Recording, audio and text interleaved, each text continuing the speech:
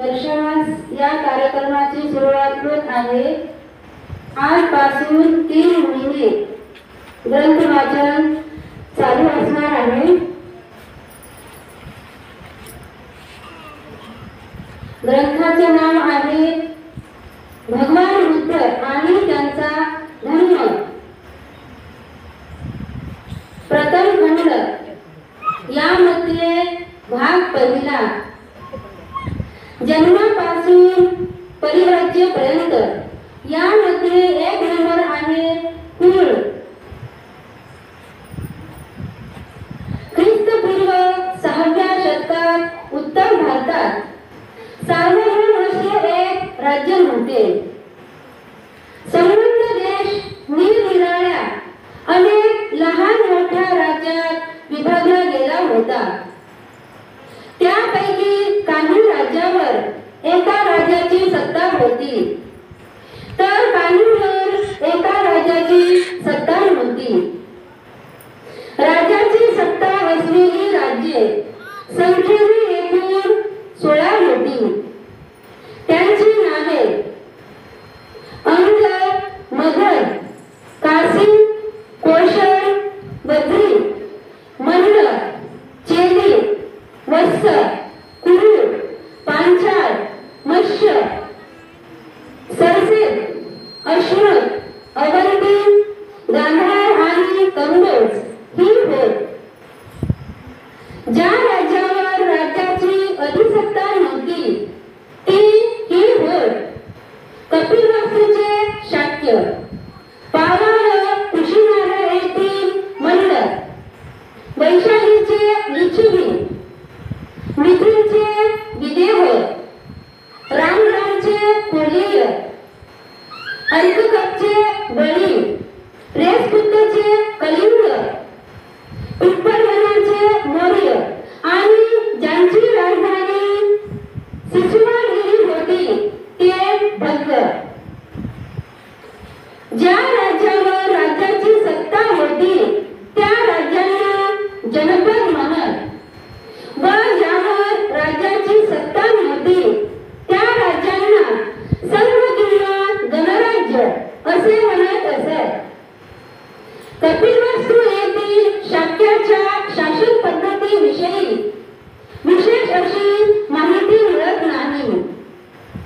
या राज्याची शासन व्यवस्था प्रजासत्ताक होती की त्यावर काही विशिष्ट लोकांची सत्ता होती हे समजत नाही. तथापि हे मात्र निश्चित की शाक्याच्या गणतंत्र राज्यात अनेक राजवंश होते व ते आळीपाळीने राजसत्ता चालवित होते. अशा प्रकारे राजसत्ता चालविणाऱ्या राजघराण्याच्या प्रमुखाला राजा अशी संज्ञा होती. सिद्धार्थ गौतमाच्या जन्माच्या वेळी राजभार धारण करण्याची पाळी शुद्धोधनाची होती. शाक्याचे राज्य भारतवर्षाच्या ईशान्य कोपऱ्यात बसले होते.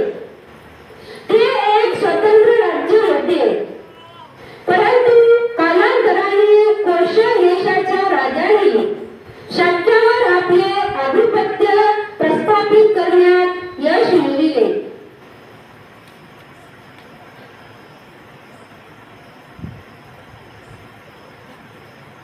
कोशलाधिपतीच्या अधिसत्तेमुळे शाक्यांना कोशल राज्याच्या अनितीखेरीज आपल्या राज्यसत्तेचे काही अधिकार वापरणे अशक्य झाले होते. तत्कालीन राज्यात कोशल राज्य हे एक समर्थशाली राज्य होते. मगधाचे राज्य तसेच प्रबळ होते. कोशल देशाचा राजा पसेंद्री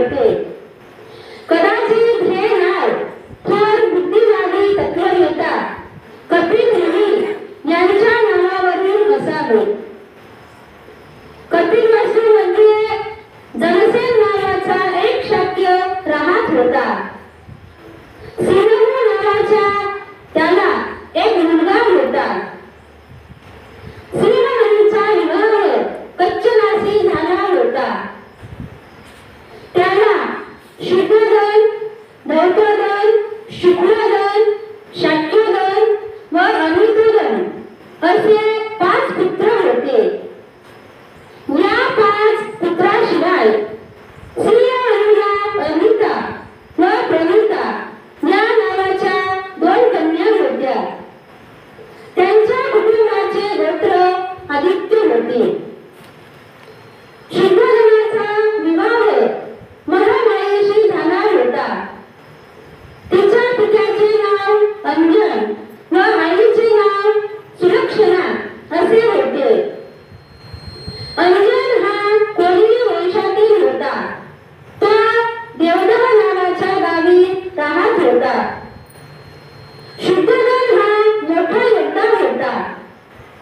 जेव्हा शुद्धोधनाने शूरपणा दाखविला तेव्हाच त्याला दुसरी पत्नी करण्याची अनुमती देण्यात आली व त्यांनी दुसरी पत्नी म्हणून महाप्रजापतीची निवड केली. ती महामायेची वडील बहीण होती. शुद्धोधन फार श्रीमंत होता. त्यांच्या मालकीची भूमी विस्तृत होती व त्यांचे पुष्कळ नोकर चाकर होते. असे म्हणतात की त्यांच्या मालकीची जमीन नांगरण्यासाठी 1000 नांगर चालत असत. तो ऐश आरामात राहत होता. त्यांचे अनेक वाहन होते. तिसरा आहे जन्म. शुद्धोधनाला सिद्धार्थ गौतम हा पुत्र झाला. त्यांच्या जन्माची कल्पना अशी आहे. शाक्य लोकात प्रतिवर्षी आषाढ महिन्यात येणारा एक उत्सव पाळण्याची प्रथा होती. सर्व शाक्य लोक आणि त्याप्रमाणे राजघराण्यातील मंडळी हा महोत्सव साजरा करीत असत. हा महोत्सव 7 दिवस साजरा करण्याची पद्धत होती.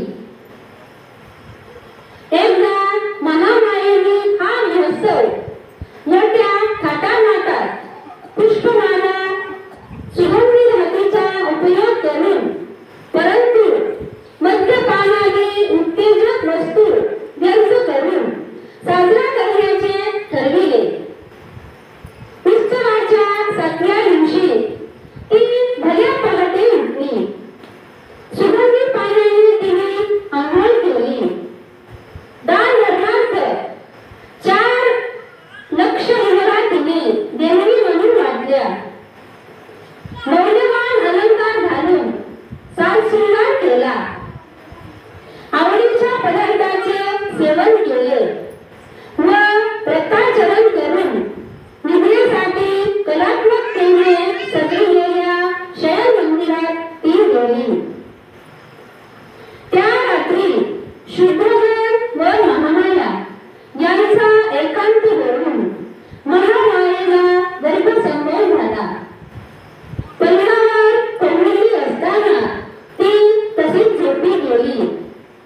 निद्राधीन असताना तिला स्वप्न पडले. स्वप्नात तिला असे दिसले की चतुर्विध पावलांनी आपल्याला निद्रित स्थितीत मंचकासह उचलले व हिमालयाच्या माथ्यावर नेऊन एका विशाल शालवृक्षाखाली ठेवून ते बाजूला उभे राहिले आहे. नंतर चतुर्विध पावलांनी त्यांच्या स्त्रिया तिच्याजवळ आल्या व त्यांनी तिला मानसरोवराकडे नेले. त्यांनी तेथे तिला अभंग स्नान घालून तिची वेशभूषा केली. तिला त्यांनी सुगंधी द्रव्ये लावून फुलांनी असे सजविले की ती तुला दिव्य शक्तीचे स्वागत करण्यास तयार झाली आहे असे वाटले. इतक्यात सुमेध नावाचा एक बोधिसत्व तिच्या पुढे प्रकट झाला व तिला म्हणाला, मी माझा शेवटचा जन्म पृथ्वीवर घेण्याचे ठरविले आहे. तू माझी माता होण्यास कबूल होशील का? तिने उत्तर दिले. मोठ्या आनंदाने त्याच क्षणी महामायेला जाग आली.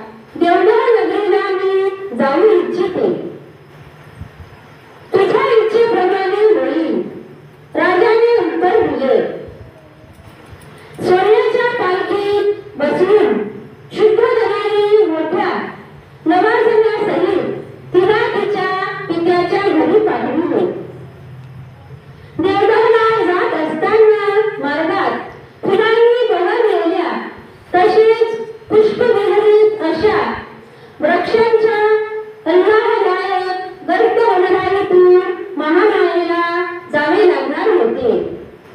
तेच रुक्मिणी वन होय. रुक्मिणी वनातून पालखी नेली जात असताना ते वन स्वर्गीय अशा चित्रवता वनाप्रमाणे किंवा एखाद्या महाप्रतापी राजाच्या स्वागतासाठी सुशोभित केलेल्या मंडपासारखे भासत होते. बुंध्यापासून फांद्यांच्या शेंड्यापर्यंत तेथील वृक्ष फुलाफळांनी ओठवलेले होते.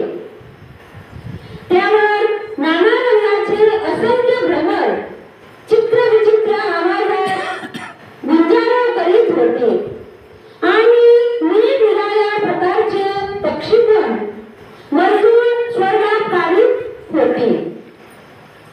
तेथील मनोरम दृश्य पाहून महामायेच्या मनात तेथे थांबून काही काळ क्रीडाविहार करण्याची इच्छा उत्पन्न झाली. म्हणून तिने पालखी वाहणाऱ्या सेवकास आपली पालखी शाल वृक्षाच्या कुंजात नेऊन उतरविण्यास व तेथे उभी राहण्यास सांगितले. महामाया पालखीतून उतरली व तेथील एका सुंदर शाल वृक्षाच्या बुंध्याशी चालत गेली. त्या शाल वृक्षाच्या फांद्या वाऱ्याच्या झुळकीने वर खाली खेळावत असलेल्या पाहून महामायेला त्यापैकी एक फांदी हाताने धरावी असे वाटले. सुदैवाने एक फांदी सहजगत्या तिला धरता येईल एवढी खाली आली. तितक्यात ती आपल्या पायाच्या चवड्यावर उभी राहिली व तिने ती फांदी हाताने धरली. तेवढ्यात फांदी वर गेल्यामुळे झटक्याने महामाया वर उचलली गेली आणि अशा प्रकारे हल्ल्यामुळे तिला प्रसूतीच्या वेदना होऊ लागल्या. शाल वृक्षाची फांदी हातात धरली असताना